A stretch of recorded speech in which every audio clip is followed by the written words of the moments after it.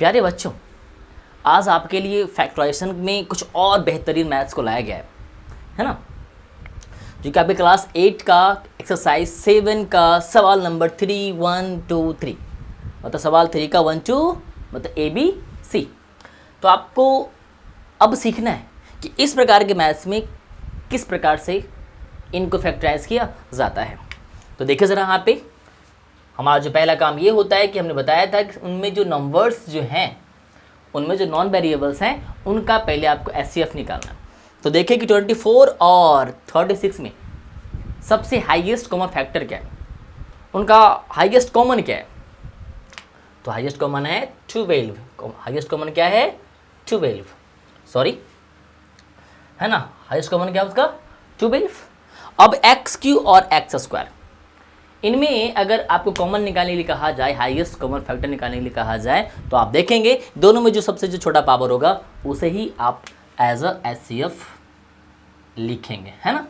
और आप ध्यान दें जरा, अगर यहाँ पे बाई है, अगर यहाँ पे बाई है और यहाँ बाई नहीं है, तो आप उसको या उससे कॉमन नहीं निकाल सकते या आप उसको कॉमन के तौर पे नहीं ले सकते। मतलब जो दोनों में है उसे ही कॉमन लिया जाएगा, उसी का एचसीएफ निकाला जाएगा। और जो दोनों में नहीं है, किसी एक में है, तो उनका एचसीएफ या उनको कॉमन लिया नहीं जाएगा। तो देखिए जरा आप यहाँ पे क्या करना है, तो हो गया। अब आपको 24x³ में इसी से डिवाइड लगाना है, 12x² से डिवाइड लगाना है। फिर आपको 36x² बाई में आपको 12x² से डिवाइड लगाना है ना। तो देखिए जरा यहाँ पे क्या होगा, 12x², 24/12 is equal to 2 and x⁴/2। तो जब भी अगर बेस बराबर हो और बड़े पावर में से छोटे पावर को अगर डिवाइड, सॉरी यहाँ ध्यान दें, अगर 24x³/12x² है तो 12 × 2 = 24, और अगर x⁴ को अगर x⁴ से अगर डिवाइड लगाया जाएगा, तो आप ध्यान दें क्या करना है आपको, जो ऊपर का जो पावर है उसमें क्या करना है, नीचे वाले पावर को घटाकर लिख दिया जाता है। सो 3 - 2 = 1, 1 लिखा जाता नहीं है। सो 36/12 = 3। और आप देख सकते हैं यहाँ पे x⁴2/x⁴2। तो अगर आप इनका बेस अगर बराबर है और अगर 2 में 2 घटाएंगे तो कितना आंसर आएगा 0। और अगर x का पावर 0 है तो किसी भी चीज़ के पावर, किसी के ऊपर पावर अगर 0 दिया गया होता है तो उसका वैल्यू क्या होता है 1 होता है। तो अगर यहाँ पे मल्टीप्लाई है तो 1 लिखने का कोई यहाँ पे आवश्यकता नहीं है। या फिर ये भी कर सकते हैं कि अगर कोई इक्वल से अगर डिवाइड लगाया जाता है तो क्या आंसर आता है 1 आता है, या वो कैंसिल आउट हो जाता है। तो आप ऐसे लिख लें कि ये दोनों क्या हो गया, कैंसिल हो गया। तो यहाँ पे क्या बचता है by. So answer of this question is 12x² into 2x - 3y, है ना। तो आप इस प्रकार से इनको डील कर सकते हैं, इनको फैक्टराइज कर सकते हैं। तो आगे देखिए ज़रा, अब क्या है 10x³ - 15x²। अब इनको फैक्टराइज करना है, इनको क्या करना है आपको फैक्टराइज करना है। तो हमें एट फर्स्ट ये देखना होगा कि जो यहाँ पे दो नंबर्स दिए हुए हैं 10 और 15, इन दोनों में एचसीएफ क्या है, या इन दोनों के बीच जो हाईएस्ट कॉमन फैक्टर है वो क्या है। तो अगर हम 10 और 15 का अगर एचसीएफ निकालें तो हमें एज अ एचसीएफ पता है क्या मिलेगा 5, क्या मिलेगा 5।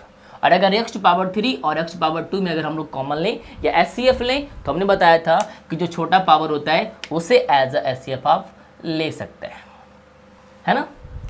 तो अब देखिए जरा हम लोग क्या करें, यहाँ पे अंदर में क्या दिया हुआ 10x³। इसी 10x³ को आपको 5 जो आपने एज अ एचसीएफ लिया है, एज अ कॉमन लिया है, आपको उसी से सारे टर्म्स को डिवाइड करना होता है ना।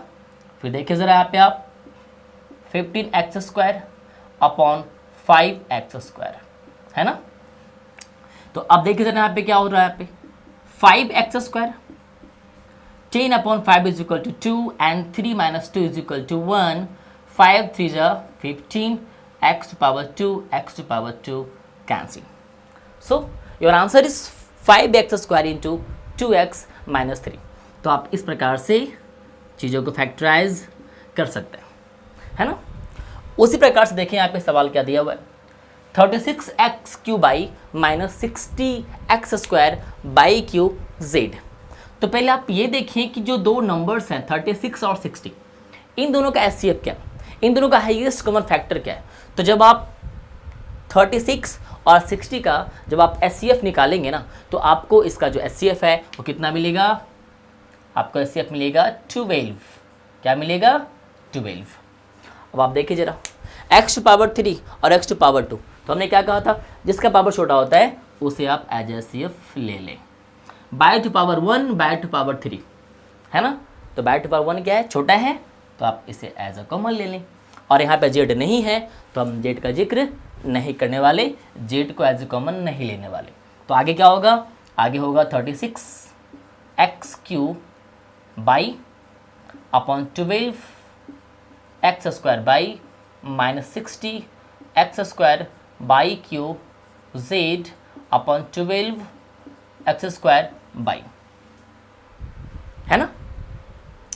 तो अब देखिए जरा यहाँ पे क्या होगा, 12x² by 12 3 36, 3 - 2 = 1 by cancel, 12 5 60, x⁻2 x⁻2 cancel, and y⁻3 minus y⁻1 = y⁻2 and z जो है वैसे रह जाता है। तो आप इस प्रकार से, है ना, आप देख सकते हैं यहाँ पे क्या हमने किया है कि 12 5 60, x⁻2 divide x⁻2 cancel, y⁻3 minus y⁻1 = y⁻2। यहाँ पे z नहीं, यहाँ पे क्या है, z बचा हुआ है, तो आप z को यथावत वैसे क्या करेंगे, एज इट उसको उतार देंगे। तो मेरा कहने का मतलब क्या है कि आप सीखें कि किस प्रकार से चीज़ों को फैक्टराइज किया जाता है, क्योंकि अगर आप फैक्टराइज नहीं आता वो करने, अगर आपने इसको नहीं पढ़ा है और आपने इसको स्टडी नहीं किया है, तो आप कभी भी मैथ्स को बेहतर ढंग से सोल्व नहीं कर पाएंगे, क्योंकि विदाउट फैक्टराइजेशन आप मैथ्स को आगे बढ़ा ही नहीं सकते, है ना। क्योंकि जब भी आप अलजेब्रिक मैथ्स बनाएंगे तो आपको वहाँ पे फैक्टराइजेशन का आवश्यकता हर हाल में पड़ता है, क्योंकि इसके बिना मैथ्स आगे नहीं बढ़ता, है ना।